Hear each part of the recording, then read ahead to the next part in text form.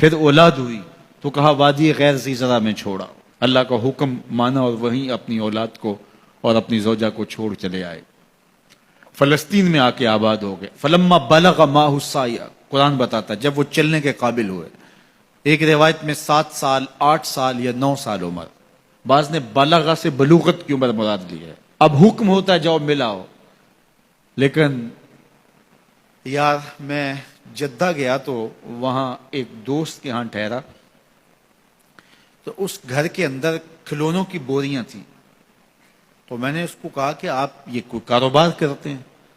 تو اس کا دوست بھی تھا ساتھ، تو وہ مسکرا کے کہنے لگا کہ یہ کاروبار نہیں کرتا، بڑی دیر کے بعد اللہ نے اس کو بیٹا دیا ہے، تو اب یہ پاکستان جا رہا ہے، تو جب بھی بازار جاتا ہے 10-20 کھلونے خرید لاتا ہے، تو یہ کتنی بوریاں کھلونوں کی بھر گئی ہیں، تو یہ بک کروائے گا، ایسے تو نہیں اتنے جا سکتے۔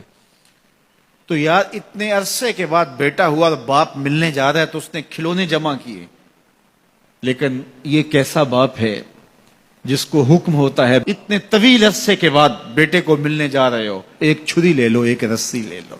یار ان کے نام باقی ہیں تو یوں ہی باقی نہیں ہیں، امتحان کتنے بڑے تھے، کہا جاؤ لیکن ہاتھ میں رسی لے جاؤ، ہاتھ میں چھری لے جاؤ۔ حضرت خلیل اللہ پہنچتے ہیں، اپنی زوجہ سے ملے اور کہا بیٹے کو تیار کر دو، دوست کی دعوت پہ جانا ہے۔ مانگ سجا دی جاتی ہے، بیٹے کو نئے کپڑے پہنا دیے جاتے ہیں۔ اللہ اکبر، بیٹے کو لے کر نکلے۔ یار بیٹا ان فوان شباب میں ہو، چڑھتی جوانی ہو، تو باپ دیکھ کر کے کتنا خوش ہوتا ہے، اور پھر اس کا بیٹا بھی اکلوتا ہو، اور بیٹا بھی بڑھاپے کا سہارا ہو، عصائے پیری ہو، رب سے مانگ مانگ کے لیا ہو، اور پھر بیٹا بھی وہ جس کی پیشانی میں محمد کا نور چمک رہا ہے۔ ایسا بیٹا تو چہرے کی بلائیں لینے کو جی چاہتا ہے، لیکن حضرت خلیل اللہ اللہ کے حکم پہ اس بیٹے کو ذبح کرنے کے لیے ہاتھ میں چھری اور رسی دبائے منا کی وادی کی طرف بڑھ رہے ہیں۔ شیطان نے سمجھا کہ اس سے نازک مرحلہ اس خاندان پہ نہیں آ سکتا، حضرت حاجرہ کے پاس پہنچا۔ پتہ ہے شہزادے کدھر گئے ہیں؟ کہا ان کے باپ لے گئے ہیں دوست سے ملاقات کروانے کے لیے۔ کہا نہیں، وہ ان کو ذبح کرنا چاہتے ہیں۔ کہا سوچ کے بات کر، وہ باپ ہے ذبح کرے گا؟ کبھی باپ بھی بیٹے کو ذبح کرتا ہے اور بے قصور ذبح کرے گا؟ میں جانتی ہوں کتنی آہ سحرگاہی کا نتیجہ ہے وہ بیٹا، اللہ سے کتنی رو رو کے دعائیں مانگی اور وہ فرزند ملا۔ کہا وہ اللہ کا حکم سمجھتے ہیں۔ تو حضرت حاجرہ نے کہا ظالم تو کہیں شیطان تو نہیں؟ اگر رب کا حکم ہے، میری گود میں ایک اسماعیل ہے، کاش 1000 اسماعیل ہوتا، راہ خدا میں قربان کر دیتی۔ اسماعیل علیہ السلام کے پاس شیطان پہنچتا، اسماعیل پتہ ہے تیرے باپ تمہیں کدھر لے جا رہے ہیں؟ کہا کہ کدھر؟ کہا کہ وہ ذبح کرنے لے جا رہے ہیں۔ کہا تم سوچ کے بات کرو۔ ان کی آنکھوں کی چمک نہیں دیکھی؟ میری طرف دیکھتے ہیں تو لگتا ہے کہ ان کی آنکھوں سے شہد ٹپکتا ہے، اور وہ مجھے ذبح کر دیں گے؟ کہا اللہ کا حکم سمجھتے ہیں۔ کہا اچھا؟ کہا ہاں۔ کہا اسماعیل کے وجود میں ایک جان ہے، کاش میرے ایک ایک بال میں جان ہوتی اور راہ خدا میں قربان کر دیتا۔ ابراہیم علیہ السلام کے پاس شیطان پہنچ کے بولتا ہے ابراہیم اللہ کو راضی کرنے کے اور تھوڑے طریقے ہیں، ضرور بیٹے کو ذبح کرنا ہے؟ تو وہ بھی کنکر اٹھا کے مارتے ہیں اور شیطان کو راستے سے ہٹا کے منزل کی طرف بڑھتے ہیں۔ قرآن نے وہ سارا منظر بیان کیا ہے۔ فلما بلغ معہ السعی، باپ بیٹے کے پاس آیا اور کہا بیٹا میں نے خواب دیکھا ہے کہ میں تجھے ذبح کر رہا ہوں، فانظر ماذا تری، بتا تیری رائے کیا ہے؟ بیٹے پر سکتہ طاری ہو جاتا، آنکھیں پھٹی کی پھٹی رہ جاتی، باپ کیا بول رہا ہے؟ لیکن یہ فیضان نظر تھا یا کہ مکتب کی کرامت تھی؟ سکھائے کس نے اسماعیل کو آداب فرزند؟ اللہ اکبر، فرزند ہو تو اسماعیل ذبیح اللہ جیسا۔ فانظر ماذا تری، بتا تیری رائے کیا ہے؟ بیٹا خاموشی اختیار کر لیتا، السکوت من الرضا، تو سکوت بھی رضا سے ہے، اس کی خاموشی بھی رضا مانی جاتی، اور جب اس طرح کی سراسیمگی کی کیفیت ہو تو خاموشی ہی رضا ہوتی ہے۔ بیٹا کہتا ٹھیک ہے آپ ذبح کر لیجئے، یہ بھی امتثال امر ہوتا، لیکن بیٹے نے 2 قدم بڑھ کے بات کی۔ بیٹے نے کہا یا ابا تفعل ما تؤمر ستجدنی انشاء اللہ من الصابرین، ابا جان ذبح کیا ہے، جو کرنا ہے کیجئے۔ یہ نہیں کہا یا ابا تذبح، ہاں ابا جی ذبح کر لیجئے، ذبح کا جواب ذبح سے نہیں دیا، بلکہ کہا یا ابا تفعل، اے ابا جان کیجئے، ما تو مر، جو بھی حکم ہو، ذبح کیا، جو بھی کرنا ہے کیجئے، رہی بات میری، یہ کام آسان تو نہیں، لیکن میرے اللہ نے چاہا تو صبر کر کے دکھاؤں گا۔ منا کی وادی ہے، باپ اور بیٹے دونوں نے طے کر لیا، باپ ذبح کرنے پہ راضی ہے، بیٹا ذبح ہونے پہ راضی ہے۔ یار اسلام من مانی کا نام نہیں ہے، اپنے خواہشات کو پورا کرنے کا نام اسلام نہیں ہے، اپنے آپ کو مالک کے سپرد کر دینے کا نام ایمان ہے، اس کا نام اسلام ہے۔ یہاں دیکھیے فلما اسلما، جب دونوں نے طے کر لیا، دونوں راضی ہو گئے، باپ ذبح کرنے پہ راضی ہو گیا، بیٹا ذبح ہونے پہ راضی ہو گیا۔ وَتَلَّهُ لِلْجَبِينِ، اور باپ نے بیٹے کو پیشانی کے بل لٹایا۔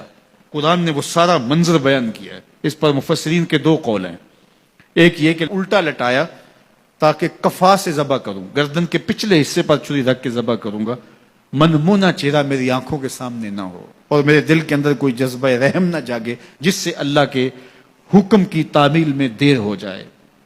اور دوسرا معنی یہ کیا کہ آپ جانور قربانی کے لیے جو ذبح کرتے ہیں تو اس کی گردن کو بل دے کے اس کی پیشانی کو زمین پہ لگا دیتے ہیں تاکہ یہ رگیں تن جائیں اور ذبح کرنے میں آسانی ہو۔ حضرت اسماعیل کی معصوم گردن کو بل دے کر کے ان کی پیشانی پتھر کے ساتھ جوڑی گئی۔ وَتَلَّهُ لِلْجَبِينِ، پیشانی کے بل یوں لٹایا گیا کہ گردن کھل جائے اور بیٹے کو ذبح کرنا آسان ہو۔ آنکھوں پہ پٹی باندھ لی کہ یہ منظر تو دیکھا نہیں جا سکے گا، اللہ کے حکم کی تعمیل بھی بہر صورت کرنی ہے۔ سعادت مند بیٹا بولتا ہے ابا جان مجھے رسیوں سے جکڑ لیجئے، کہیں ایسا نہ ہو کہ میں تڑپوں اور اللہ کا حکم پورا کرنے میں آپ کو دیر ہو جائے۔ باپ بیٹے کو رسیوں سے جکڑ لیتا ہے، ہاتھ میں چھری پکڑی ہے، ذبح کرنے لگتے ہیں تو بیٹا بولتا ہے ابا جان رسیاں کھول دیجئے۔ کیوں؟ آپ کا منصوبہ، آپ کا پروگرام تبدیل ہو گیا؟ کہا نہیں۔ تو پھر کیوں رسیاں کھولوں؟ کہا کہیں ایسا نہ ہو کہ کل کا مورخ لکھے کہ باپ ذبح کرنا چاہتا تھا، بیٹا ہونا نہیں چاہتا تھا، باپ نے باندھ کے کیا۔ کھول دیجئے، نہیں تڑپوں گا۔ رسیاں کھل جاتی ہیں، بیٹا پیشانی کے بل لٹایا ہوا ہے، ہاتھ میں چھری پکڑی ہے، منا کی وادی ہے، کارکنان قضاء و قدر کی چیخیں نکل رہی ہیں، حوریں تھرا رہی ہیں، زمانہ کانپ رہا ہے، منا کی وادیوں پر تھر تھراہٹ ہے، مالک قیامت آنے والی ہے، فرشتے بھی پوچھ رہے ہیں کہ مالک کیا ہونے والا ہے۔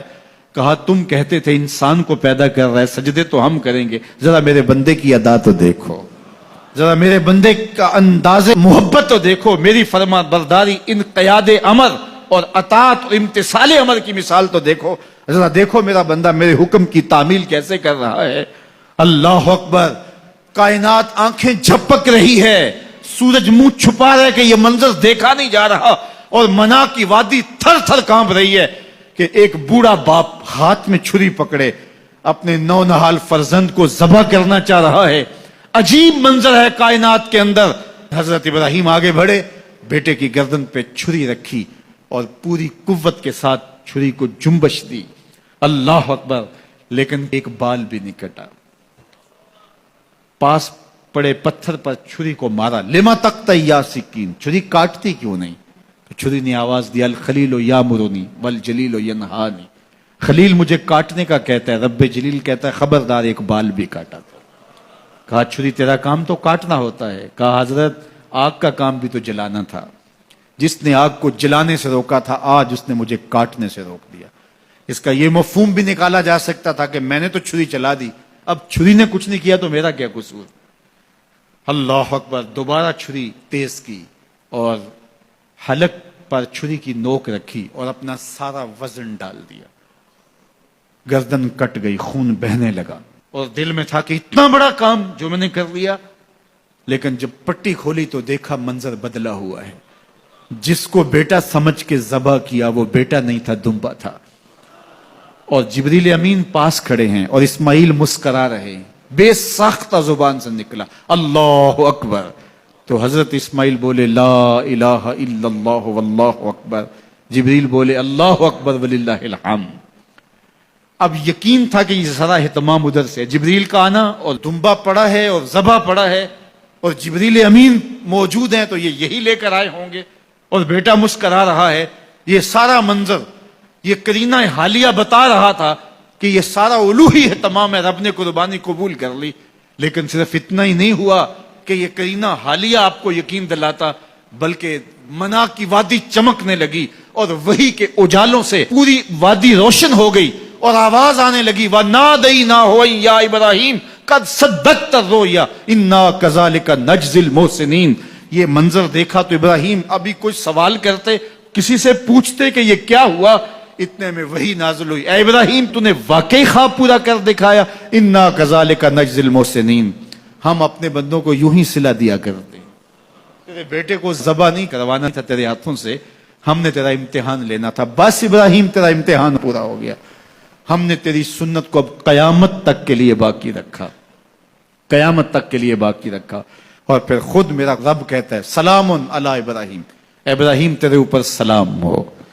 اللہ اکبر. منا کی وادی کے اندر حج کے موقع پر 40 لاکھ حجاج ہیں، تو کچھ شیوخ عرب کے اور باقی عمراء مخیر سعادت مند لوگ 100 قربانیاں بھی پیش کرتے ہیں. تو کروڑوں قربانیاں منا کی وادی میں ذبح ہو رہی ہوتی ہیں اور حدود حرم میں، اور بے ساختہ زبان پہ نکلتا ہے سلام علی ابراہیم.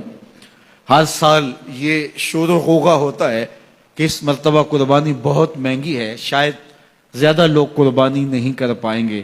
لیکن جو ہی موسم قربانی کا آتا ہے، گلیوں اور بازاروں کے اندر جانور گھوم رہے ہوتے ہیں اور ان کو دیکھ کے بے ساختہ زبان پہ آتا ہے سلام علی ابراہیم، ابراہیم تیرے اوپر سلام.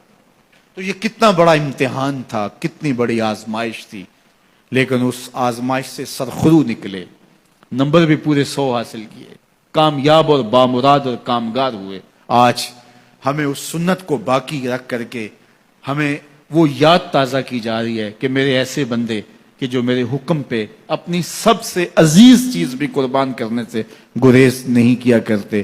ہمارے ایک بزرگ فرمایا کرتے تھے کہ ہر بندے کا ایک اسماعیل ہوتا ہے، جب تک وہ اپنے اسماعیل کی گردن پہ چھری نہیں رکھتا رب کا قرب نصیب نہیں ہوتا.